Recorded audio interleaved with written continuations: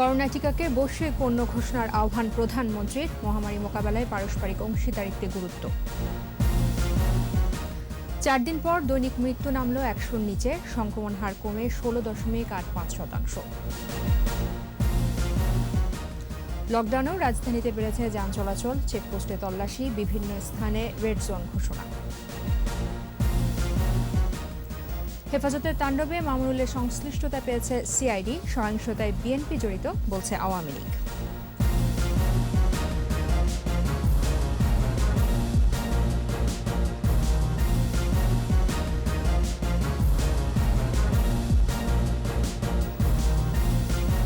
শুনছিলেন first security ইসলামী bank limited সংবাদ শিরোনাম। আমন্ত্রণ জানাচ্ছি সন্ধ্যা 7টার 21 সংবাদে। আপনাদের সাথে আছে আমি তাজনুবা জাবিন। 21 টেলিভিশনের সংবাদ একই সাথে সরাসরি দেখতে পাবেন আমাদের ফেসবুক পেজ www.facebook.com/2124 অনলাইনে। Mega spider ceiling fan, mega বাতাসে শান্তির পরশ। সংবাদে আরও থাকছে। মিয়ানমারের অভ্যুত্থানে জড়িত জেনারেলদের উপর ইউরোপীয় ইউনিয়নের নিষেধাজ্ঞা, জব্দ করা হবে সম্পদ।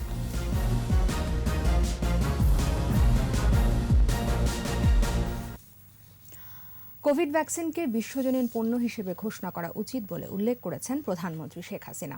বোয়া ফোরাম ফর এশিয়ার উদ্বোধনীতে তিনি কথা বলেন।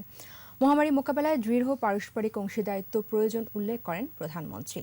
যেসব দেশ টিকা তৈরি করে না তাদেরকে সহায়তা দিতে উৎপাদক দেশগুলোর প্রতি আহ্বান জানান তিনি। রিপোর্ট আরও জানাচ্ছেন Akbar Hossain Sumon. Boao forum for এশিয়ার উদ্বোধনী অনুষ্ঠানে গণভবন থেকে প্রধানমন্ত্রী শেখ হাসিনার ধারণকৃত বক্তব্য প্রচার করা হয়। বিশ্ব স্বাস্থ্য সংস্থা GAVI ও সংশ্লিষ্ট সংস্থাগুলোকে সদস্য রাষ্ট্রগুলোর অধিকার, সাম্য ও ন্যায্যতা নিশ্চিত করার আহ্বান জানান প্রধানমন্ত্রী। All nations need to work together to make the UN and other international organizations effective so that everyone's requirement of vaccines and medical requirements are met.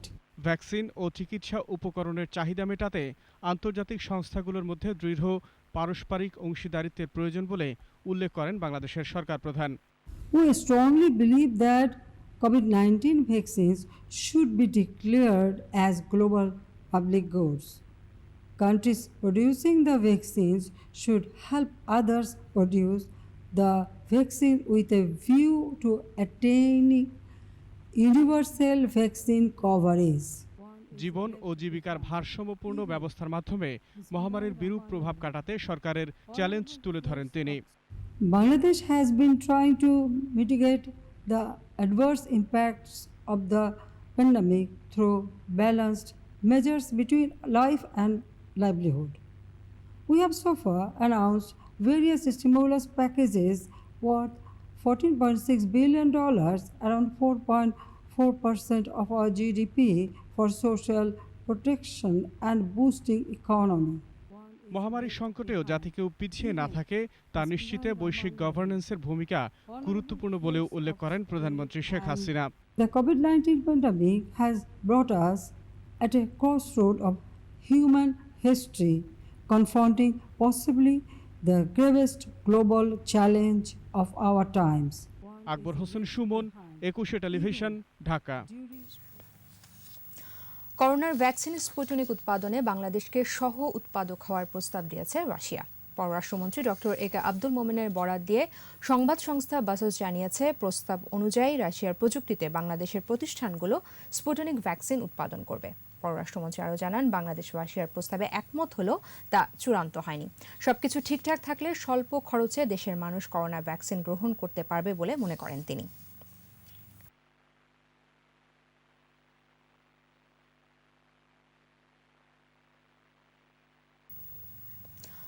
এদিকে সপ্তাহখানেক পর করোনায় মৃত্যু কমল। 24 ঘন্টায় কোভিড-19 দেশে মৃত্যু হয়েছে 91 জনের। এ নিয়ে মোট মৃত্যু 10,588 জন। এর আগে 14 এপ্রিল মৃত্যু হয়েছিল 96 জনের। এরপর টানা 4 দিন এই সংখ্যা ছিল শতকের ঘরে। দৈনিক সংক্রমণ হার কমে 16.85%। স্মৃতিমণ্ডলের রিপোর্ট। করোনা সংক্রমণ ছড়িয়ে পড়েছে সারা দেশে। সংক্রমণের সাথে পাল্লা দিয়ে বাড়ছে মৃতের সংখ্যা। স্বাস্থ্য অধিদপ্তরের তথ্য বলছে 409তম দিনে দেশে একদিনে 91 জনের মৃত্যু হয়েছে। এর মধ্যে হাসপাতালে মারা গেছেন 88 জন। মোট মৃত্যু 10,588। একদিনে শনাক্ত 4,559। শনাক্তের সংখ্যা বেড়ে 7,27,780। নতুন 6,811 জন সহ সুস্থ 6,28,111।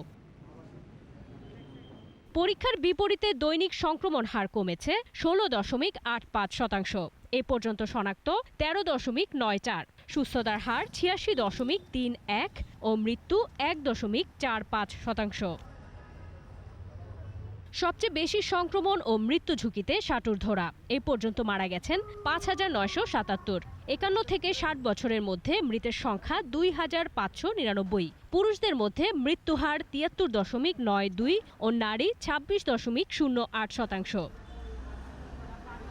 দেশে এ পর্যন্ত করোনা পরীক্ষা হয়েছে 52,21,275। 24 ঘন্টায় আইসোলেশনে 768 ও কোয়ারেন্টাইনে 2,531 জন। স্মৃতিমণ্ডল, একুশে টেলিভিশন, ঢাকা। লকডাউনের সপ্তম দিনে রাজধানীর সড়কে যানবাহনের সংখ্যা বেড়েছে, আর কিছুটা কমেছে আইন শৃঙ্খলা রক্ষাকারী বাহিনীর তৎপরতা। সকালে কাজের জন্য বের হওয়া মানুষ ও যানবাহনের চাপ ছিল চোখে পড়ার মতো। কিছু চেকপোস্টে দেখা গেছে যানবাহনের দীর্ঘ সারি। অফিস খোলা, পরিবহন ব্যবস্থা নেই। এমন পরিস্থিতিতে ভোগান্তিতে পড়েছেন কর্মজীবী মানুষ। বিস্তারিত জানাচ্ছেন সাইদুল ইসলাম। করোনা সংক্রমণের বিস্তার রোধে দ্বিতীয় দফা লকডাউনের সপ্তম দিন। সকাল থেকেই রাজধানীর সড়কে মানুষ ও গাড়ির চাপ। বিভিন্ন স্থানে গাড়ির জটলা, চেকপোস্টে গাড়ির দীর্ঘ সারি। এমন ব্যবস্থার ভালো মন্দ জানান দায়িত্বরত পুলিশ সদস্যরা। চেকপোস্টের জন্য একটা রাস্তাটা পুরোটাই বন্ধ করে রেখেছে। এই কারণে যে গাড়িগুলো আসছে সেটা ধাক্কা লেগে এখানে জমাট হচ্ছে এবং সব গাড়িতেই এগুলো পাস। তারপরও যেগুলো মুভমেন্টের পাস না, যেগুলো গভর্নমেন্টের যেটা নিয়ম নীতি দিয়েছে সেটা যদি ভায়োলেট করে সেই অনুপাতে আমরা আইনগত ব্যবস্থা নিচ্ছি। সর্বাত্মক লকডাউনে পথে অনেক মানুষ। বাইরে আসার যৌক্তিক কারণ যেমন আছে, তেমনি আছে অকারণ অজুহাত। তবে অসুবিধা পোহাতে হচ্ছে প্রায় সকলকেই। এই যে পিজি হাসপাতালে টিকা দিতে যাব, এটা আমার টিকার কার্ড। কিন্তু রিক্সা যেতে দিচ্ছে না, ঘুরাইতে বলতেছে। এই যাওয়া আসা করি, সিএনজিতে আসি, আবার রিক্সায় আসি। রিক্সা 150 টাকা 200 টাকা নেই, সিএনজি 300 টাকা নেই। আমাদের তো বাধ্যতামূলক জীবন বাঁচানোর তাগিদে অফিসে আসতে হবে। লোকজন রোডে বেশি বেরোয় না, যার কারণে আমাদের খ্যাপ কম। লকডাউন কার্যক্রম তদারকিতে মাঠে আছেন আইন শৃঙ্খলা বাহিনীর ঊর্ধ্বতন কর্মকর্তারা। প্রধানত কাজের জন্যই মানুষ বাইরে আসছে বলে মনে করছেন এ কর্মকর্তা। গার্মেন্ট সেক্টরের কার্যক্রম চলবে, ব্যাংক কার্যক্রম চলবে। এখন যেখানে বন্ধের দিনের থেকে খোলার দিনে তো একটু ভেরিয়েশন হবেই, সেইটুকুই হচ্ছে আমার ধারণা আর কি। বাজারে মানুষের উপস্থিতি তুলনামূলক বেশি, অনেক ক্ষেত্রে স্বাস্থ্যবিধিও উপেক্ষিত। বাজারে ভিড় আছে, এমনি যেরকম ভিড় থাকে তার থেকে কম ভিড়। লকডাউন কার্যক্রম বাস্তবায়নে আইন শৃঙ্খলা রক্ষাকারী বাহিনীর তৎপরতার পাশাপাশি সামাজিক সচেতনতা জরুরি। সাইদুল ইসলাম, একুশে টেলিভিশন, ঢাকা। অন্যদিকে লকডাউনের সপ্তম দিনে দেশের বিভিন্ন স্থান ও সড়কে মহাসড়কে যানবাহন চলাচল বেড়েছে। বিভিন্ন পয়েন্টে চেকপোস্ট বসিয়ে তল্লাশি করেছে পুলিশ। এদিকে বেশ কিছু এলাকায় সংক্রমণ হার বেশি হয় এসব এলাকাকে রেড জোন হিসেবে চিহ্নিত করে যান চলাচল সীমিত করা হয়েছে। প্রতিনিধিদের সহায়তায় রত্না জামানের রিপোর্ট। লকডাউনের কারণে চট্টগ্রাম মহানগরীর সড়কগুলো ফাঁকা, তবে ব্যক্তিগত যানবাহন ও রিকশা চলাচল বেড়েছে। এদিকে চকবাজার, জয়নগর, খুলশী, লালখান বাজার, হাই লেভেল রোড, ট্যাঙ্কি পাহাড় এলাকা সহ কিছু এলাকাকে রেড জোন হিসেবে চিহ্নিত করে মানুষের চলাচল সীমিত করা হয়েছে। রংপুরের প্রধান সড়কে যান চলাচল বেড়েছে। নগরীতে 18টি চেকপোস্ট বসিয়েও যান চলাচল নিয়ন্ত্রণ করতে পারছে না পুলিশ। খুলনায় লকডাউন কার্যকরে নির্বাহী ম্যাজিস্ট্রেটের নেতৃত্বে কাজ করছে আইনশৃঙ্খলা বাহিনীর সদস্যরা। মোড়ে মোড়ে রয়েছে পুলিশ চেকপোস্ট। সকাল থেকেই কাঁচা বাজারে ছিল মানুষের ভিড়, তবে কড়াকড়ি অবস্থানে ছিল আইনশৃঙ্খলা রক্ষাকারী বাহিনী। ময়মনসিংহে সড়কে বেড়েছে ব্যক্তিগত যানবাহন, বাজারগুলোতে শিথিল হয়েছে প্রশাসনের নজরদারি। গাজীপুরের ঢাকা টাঙ্গাইল মহাসড়কে লেগুনা ও অটোরিকশা চলাচল বেড়ে যাওয়ায় চেকপোস্ট বসিয়ে তল্লাশি জোরদার করেছে পুলিশ। দিনাজপুরের হিলিতে ও নাটোরে ঢিলেঢালাভাবে লকডাউন চলছে। রত্না জামান, 21 টেলিভিশন। হেফাজতের সাম্প্রতিক সহিংসতার ঘটনায় বিভিন্ন স্থানে দায়ের হওয়া নাশকতার 23 মামলায় মামুনুল হকের সংশ্লিষ্টতা পেয়েছে সিআইডি। এর মধ্যে নারায়ণগঞ্জের মামলায় গ্রেফতার দেখিয়ে তার রিমান্ড চাওয়া হবে বলে জানিয়েছেন সিআইডি প্রধান ব্যারিস্টার মাহবুবুর রহমান। মামলার বিভিন্ন গুরুত্বপূর্ণ আলামত ফরেনসিক এবং সাইবার ক্রাইম সেলের মাধ্যমে পরীক্ষা চলছে বলেও জানান তিনি। আরও জানাচ্ছেন দীপু শিকদার। নাশকতা শুরু 26 মার্চ, চলে টানা 5 দিন। স্বাধীনতা সুবর্ণ জয়ন্তীতে ভারতের প্রধানমন্ত্রীর আগমন উপলক্ষে নারায়ণগঞ্জ, ব্রাহ্মণবাড়িয়া, চট্টগ্রামের হাটহাজারী, কিশোরগঞ্জ সহ বিভিন্ন স্থানে নাশকতা চালায় হেফাজত। ব্রাহ্মণবাড়িয়ায় জ্বালিয়ে দেওয়া হয় আলাউদ্দিন খাঁ সঙ্গীত নিকেতন, ভূমি অফিস সহ গুরুত্বপূর্ণ সরকারি স্থাপনা। নাশকতা, হত্যাকাণ্ড, অগ্নিসংযোগ, ভাঙচুর, লুটপাট সহ নানা অভিযোগে দায়ের হয়েছে একাধিক মামলা। এর মধ্যে 23টি গুরুত্বপূর্ণ মামলা তদন্ত শুরু করেছে পুলিশের অপরাধ তদন্ত বিভাগ সিআইডি। সিআইডির প্রধান জানিয়েছেন, এসব সহিংসতায় গ্রেফতার হেফাজত নেতা মামুনুল হকের সংশ্লিষ্টতার প্রমাণ পাওয়া গেছে। আমরা ওনার ইনভলভমেন্ট পেয়েছি, ইতিমধ্যেই পেয়েছি। আমরা অপেক্ষা করছি, এখন একটা কেস রিমান্ডে আছে। এটা শেষ হওয়ার পরই আমরা ওনাকে রিমান্ডে আমরা নিয়ে আসবো। আমরা দেখেছি আমাদের এই কেসেও আমরা ইনভলভমেন্ট পেয়েছি আমরা প্রাথমিকভাবে। মামলা তদন্তের স্বার্থে মামুনুল হককে এসব মামলায় গ্রেফতার দেখানো হবে। জিজ্ঞাসাবাদের জন্য চাওয়া হবে রিমান্ড। আমরা 3 ধরনের লোককে পেয়েছি। কারো প্রেজেন্স পেয়েছি, কারো ইন্ধন পেয়েছি, কারো অ্যাবেটমেন্ট পেয়েছি। নারায়ণগঞ্জের যে কেস, নারায়ণগঞ্জের কেসে আমরা প্রাথমিকভাবে আমরা নিয়ে আসবো। বাই দিস টাইম আমাদের আইওরা কাজ করছে, আমাদের একটা টিম কাজ করছে, আমরা প্রতিনিয়ত এটা মনিটর করছি। অন্য মামলাতেও আমরা যদি দেখি যে ওনার অ্যাবেটমেন্ট আছে অথবা ইনসাইটমেন্ট আছে, তো সেই মামলাও আমরা তাদেরকে জিজ্ঞাসাবাদ করার প্রয়োজন হবে। গেল 18 এপ্রিল রাজধানীর মোহাম্মদপুর এলাকায় মামুনুলের পরিচালিত মাদ্রাসা থেকে তাকে গ্রেফতার করে পুলিশ। 2013 সালে শাপলা চত্বরে হেফাজতের তাণ্ডবে দায়ের হওয়া একাধিক মামলার আসামিও মামুনুল হক। দীপু শিকদার, 21 টেলিভিশন, ঢাকা। হেফাজতের সাম্প্রতিক তাণ্ডবে বিএনপি কেবল পৃষ্ঠপোষকই ছিল না, জড়িত ছিল সব সহিংসতায়। এই অভিযোগ করেছেন আওয়ামী লীগের সাধারণ সম্পাদক ওবায়দুল কাদের। হেফাজতের সঙ্গে বিএনপি জামাত যুক্ত হয়ে মহা অপশক্তি হিসেবে আবির্ভূত হয়েছে বলে বলছেন আওয়ামী লীগ কেন্দ্রীয় নেতারা। আরও জানাচ্ছেন আকবর হোসেন সুমন। সরকারি বাসভবন থেকে সড়ক বিভাগের রাজশাহী জোনের কর্মকর্তাদের সাথে মত বিনিময় সভায় ভার্চুয়ালি যুক্ত হন সড়ক পরিবহন ও সেতুমন্ত্রী ওবায়দুল কাদের। হেফাজত নেতা গ্রেফতার প্রসঙ্গে তিনি বলেন, কোনো দলের বা অন্য কোনো পরিচয় দেখে কাউকে গ্রেফতার করা হয়নি। ভিডিও ফুটেজ দেখে হামলা যারা সরাসরি জড়িত ছিল তাদেরকেই গ্রেপ্তার করা হচ্ছে। এখানে কোনো আলেম ওলামার বিষয় নয়, কোনো বিএনপি নামক কোনো দল নয়। কোনো দল দেখে, আলেম ওলামা দেখে কাউকে গ্রেপ্তার করা হয়নি। এদিকে স্বেচ্ছাসেবক লীগের বিনামূল্যে অক্সিজেন সেবা কার্যক্রম উদ্বোধনী অনুষ্ঠানে আওয়ামী লীগের সভাপতিমণ্ডলীর সদস্য জাহাঙ্গীর কবির নানক বলেন, হেফাজতের প্রতি কোনো প্রকার দুর্বলতা দেখানোর সুযোগ নেই। তাদের প্রতি দুর্বলতা দেখানোর কোনো সুযোগ নেই। তাদের বিরুদ্ধে কঠোর ব্যবস্থা নিতে হবে। আর তাদেরকে যদি এই অঙ্কুরেই ধ্বংস না করা যায়, ধর্মের নাম ব্যবহার করে ধর্মপ্রিয় বাংলাদেশের মুসলমানদেরকে যারা বিভ্রান্ত করতে চায়, এরা মতলববাদ। তাণ্ডবের ধর্ম নয়, মানুষের প্রতি মমতা ও নিষ্ঠার সাথে ধর্ম পালনের আহ্বান আওয়ামী লীগ নেতাদের। বিএনপি, জামাত আর হেফাজত ইসলাম তারা একই মুদ্রার এপিঠ ও ওপিঠ।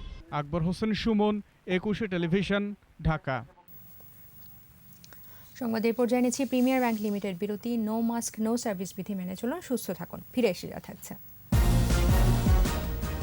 অতি দারিদ্র্য সীমায় নেমে গেছে 4% মানুষ। জীবিকার সাথে সমন্বয় রেখে উৎপাদন অব্যাহত রাখার তাগিদ। ই কমার্সের উপর নির্ভরতা বেড়েছে ক্রেতাদের। ঈদে পণ্য পরিবহনে সহায়তা চান উদ্যোক্তারা।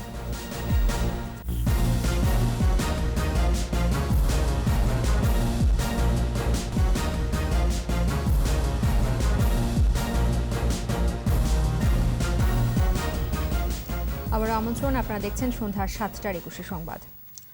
লকডাউনে চিকিৎসকের সাথে পুলিশ কর্মকর্তার তর্কাতর্কির ঘটনায় দুই পেশাজীবী সংগঠনের পাল্টাপাল্টি বিবৃতি অনভিপ্রেত বলে মন্তব্য করেছেন হাইকোর্ট। বিচারপতি এম ইনায়েতুর রহিম ও বিচারপতি সর্দার মোহাম্মদ রাশেদ জাহাঙ্গীরের ভার্চুয়াল বেঞ্চ এ মন্তব্য করেন। এই সংক্রান্ত প্রকাশিত খবর তুলে ধরেন সুপ্রিম কোর্টের আইনজীবী ইউনুস আলী আকন্দ। এ সময় বেঞ্চের জ্যেষ্ঠ বিচারপতি বলেন, প্রজাতন্ত্রের সকল কর্মকর্তা কর্মচারীরা তাদের পেশাগত দায়িত্ব যথাযথভাবে পালন করবেন, দায়িত্বশীল আচরণ করবেন, সবাই তা আশা করে। ভার্চুয়ালি যুক্ত থাকা অ্যাটর্নি জেনারেল এ এম আমিনুদ্দিনও বলেন, এই ঘটনা দুঃখজনক ও অপ্রত্যাশিত। এ বিষয়ে অ্যাটর্নি জেনারেলকে ভূমিকা রাখতে বলেন আদালত।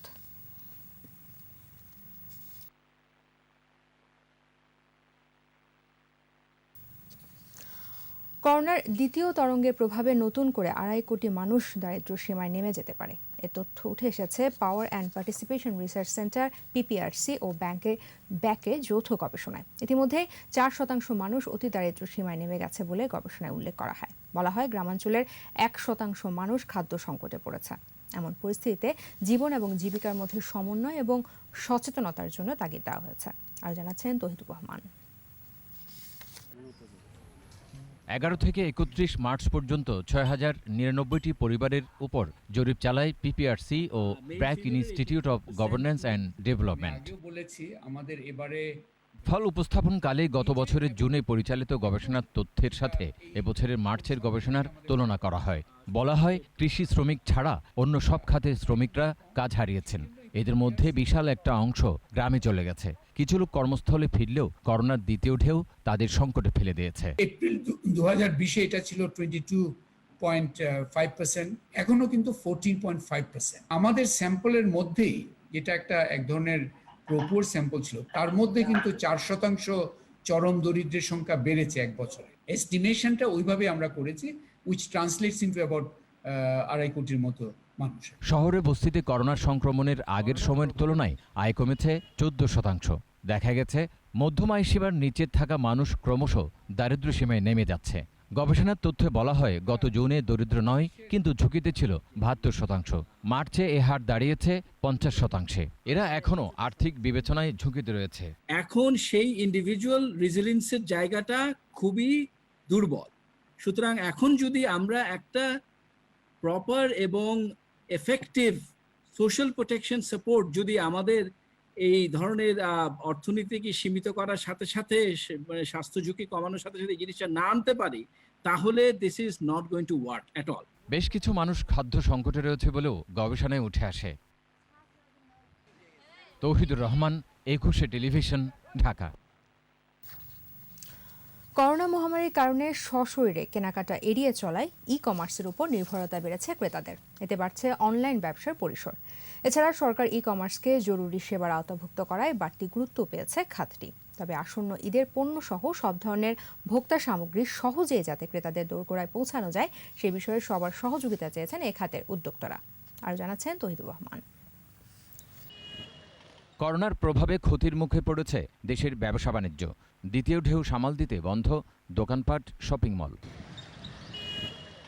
এমন পরিস্থিতিতে অনলাইন মার্কেট প্লেস বা ই কমার্সের উপর নির্ভরতা বেড়েছে ভোক্তাদের। অনেক ক্রেতাই এখন চাল, ডাল, মাছ, মাংস, তৈরি খাবার, সবজি সহ সব ধরনের পণ্য অনলাইন মার্কেট থেকে সংগ্রহ করছেন।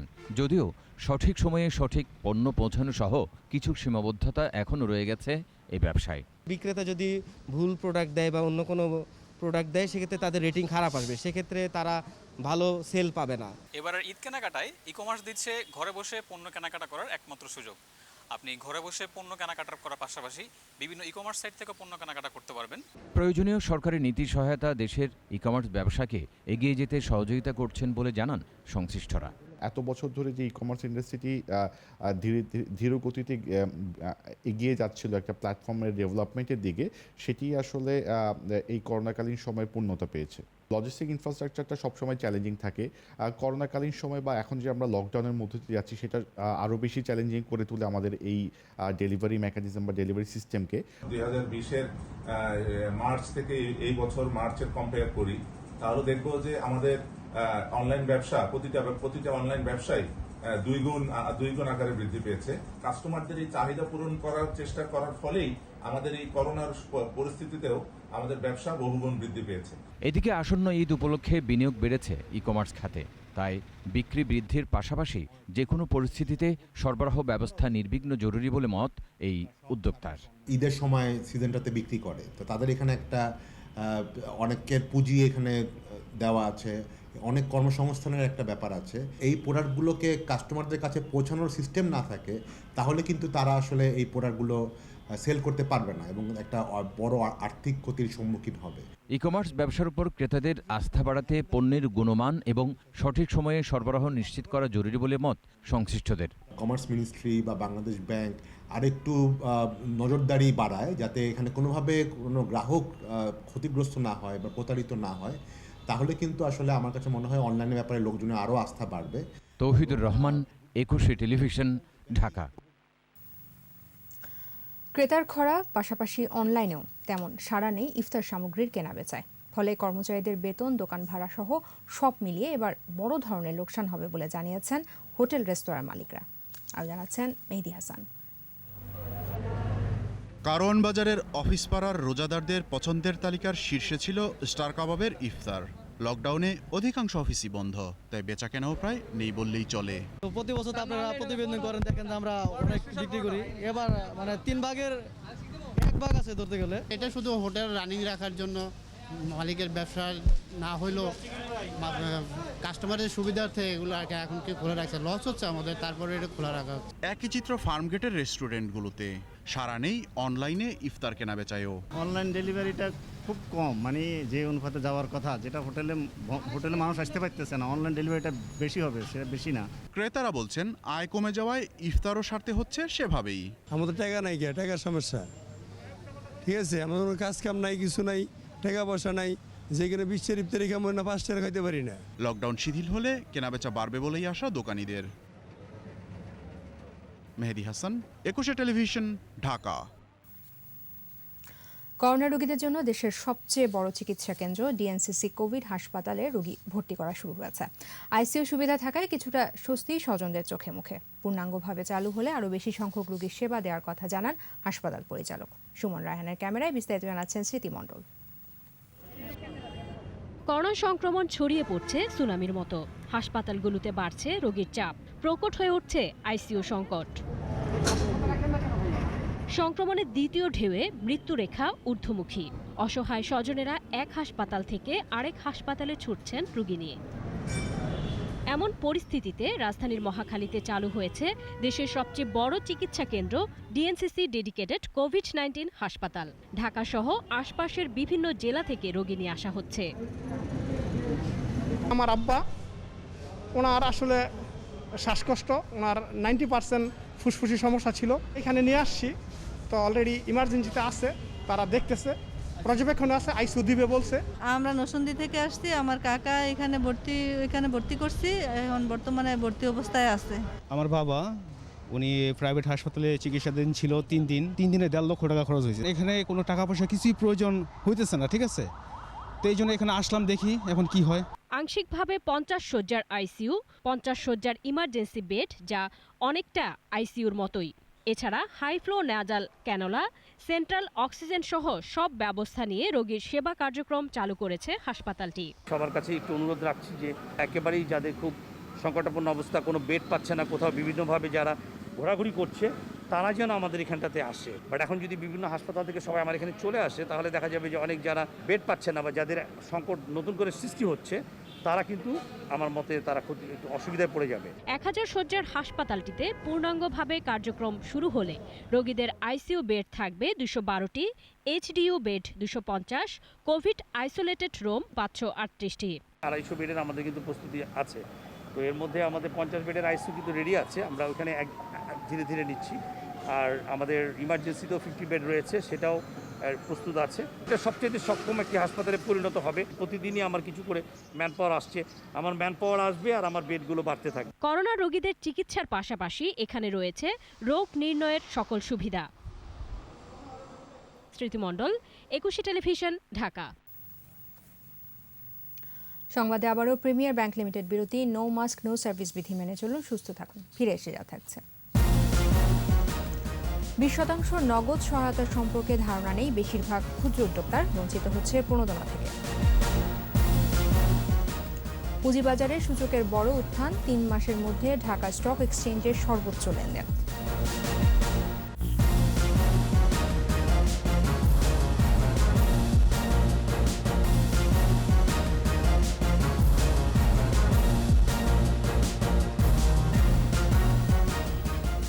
আপনারা দেখছেন সন্ধ্যা 7টার 21 সংবাদ। পণ্য ও বাজার বিবেচনায় রপ্তানিতে 20% পর্যন্ত নগদ সহায়তা দিয়ে যাচ্ছে সরকার। অথচ বিষয়টির উপর তেমন কোনো ধারণাই নেই অনলাইন পণ্যের রপ্তানিকারক বেশিরভাগ ক্ষুদ্র উদ্যোক্তার। এতে প্রণোদনা বঞ্চিত হচ্ছেন তারা। উপযুক্ত প্রশিক্ষণ ও একটি পৃথক প্ল্যাটফর্ম তৈরি করা গেলে এসব ক্ষুদ্র উদ্যোক্তাদের প্রণোদনার আওতায় আনা সম্ভব বলে মনে করছেন উইমেন ই কমার্স ফোরাম। আরও জানাচ্ছেন মেহেদী হাসান।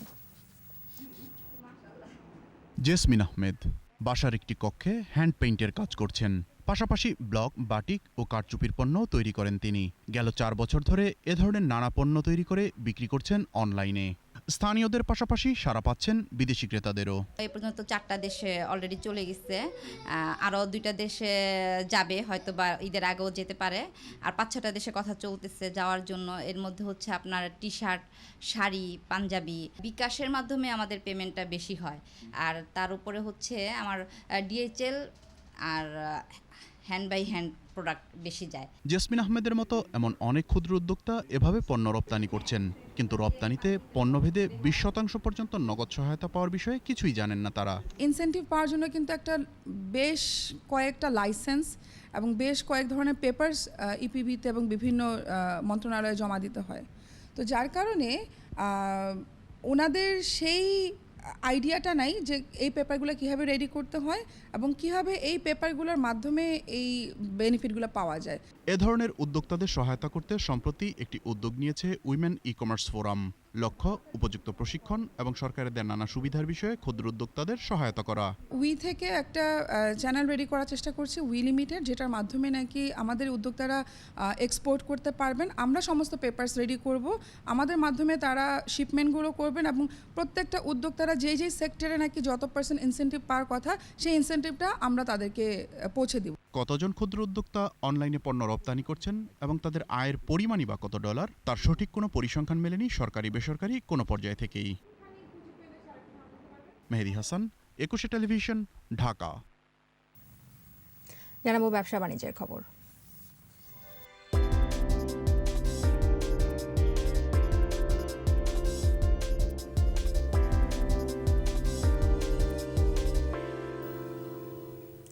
সূচকের বড় উত্থানের পাশাপাশি 3 মাসের মধ্যে সর্বোচ্চ লেনদেন হয়েছে ঢাকা স্টক এক্সচেঞ্জে।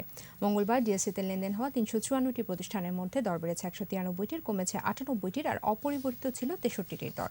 ডিএসসি প্রধান সূচক ডিএসসি এক্স 71 পয়েন্ট বেড়ে উঠে আসে 5421 পয়েন্টে। দিন শেষে ডিএসসিতে লেনদেনের পরিমাণ দাঁড়ায় 1299 কোটি 84 লাখ টাকা। সূচক বেড়েছে অপর স্টক এক্সচেঞ্জ সিএসসিতেও। লেনদেন হয়েছে 71 কোটি 49 লাখ টাকার শেয়ার ও মিউচুয়াল ফান্ড।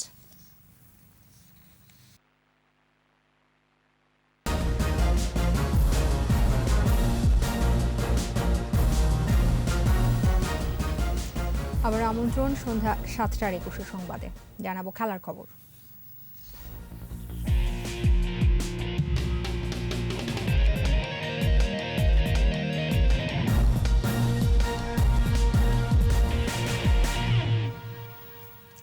দুই ম্যাচ সিরিজের প্রথম টেস্টে বুধবার মুখোমুখি হচ্ছে বাংলাদেশ ও শ্রীলঙ্কা। কাঞ্জির পাল্লিকালে আন্তর্জাতিক ক্রিকেট স্টেডিয়ামে সিরিজের প্রথম ম্যাচটি মাঠে গড়াবে বাংলাদেশ সময় সকাল 10:30টায়।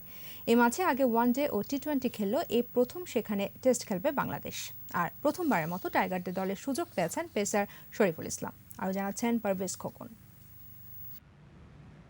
বিশ্ব টেস্ট চ্যাম্পিয়নশিপে পয়েন্ট টেবিলের তলানির দুই দল বাংলাদেশ ও শ্রীলঙ্কা। 5 ম্যাচ খেলেও পয়েন্টের খাতা খুলতে পারেনি বাংলাদেশ। বিপরীতে 10 ম্যাচে 1 জয় ও 3 ড্রয়ে 120 পয়েন্ট নিয়ে বাংলাদেশের ঠিক ওপরের অবস্থানে শ্রীলঙ্কা। এবার মুখোমুখি লড়াইয়ে অবতীর্ণ হচ্ছে এ দু দল। সাম্প্রতিক পারফরমেন্স বিবেচনায় দুই দলের কেউই খুব একটা ভালো অবস্থায় নেই। বাংলাদেশ গত 3 বছরের 9টি টেস্ট খেলে জিতেছে মাত্র 1টি। 2017 সালের মার্চে লঙ্কানদের বিপক্ষেই নিজেদের 100তম টেস্ট জিতেছিল বাংলাদেশ।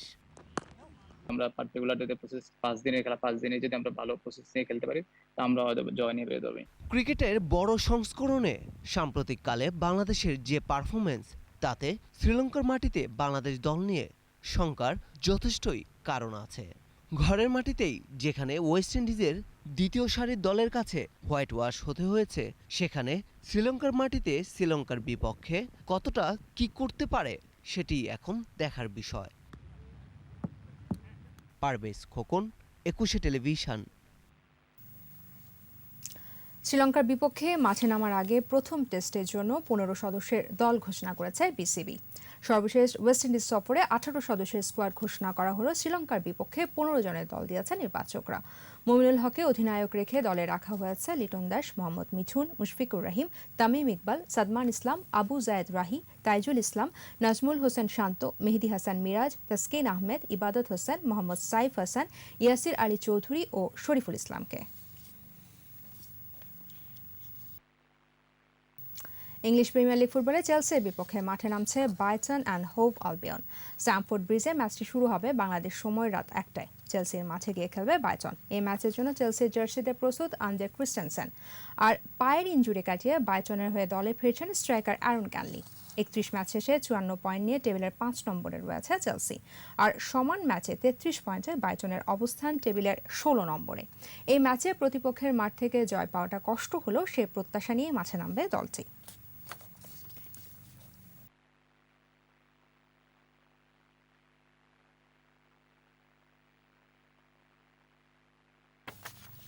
এর সাথে শেষ করছি সন্ধ্যা 7টার 21 সংবাদ। যাবার আগে ফার্স্ট সিকিউরিটি ইসলামী ব্যাংক লিমিটেড সংবাদ শিরোনামগুলো জানাবো আরও একবার। করোনা টিকাকে বৈশ্বিক পণ্য ঘোষণার আহ্বান প্রধানমন্ত্রীর। মহামারী মোকাবেলায় পারস্পরিক অংশীদারিত্বে গুরুত্ব। 4 দিন পর দৈনিক মৃত্যু নামল 100-র নিচে। সংক্রমণ হার কমে 16.85%। লকডাউনেও রাজধানীতে বেড়েছে যান চলাচল। চেকপোস্টে তল্লাশি, বিভিন্ন স্থানে রেড জোন ঘোষণা। হেফাজতের তাণ্ডবে মামুনুলের সংশ্লিষ্টতা পেয়েছে সিআইডি। সহিংসতায় বিএনপি জড়িত বলছে আওয়ামী লীগ।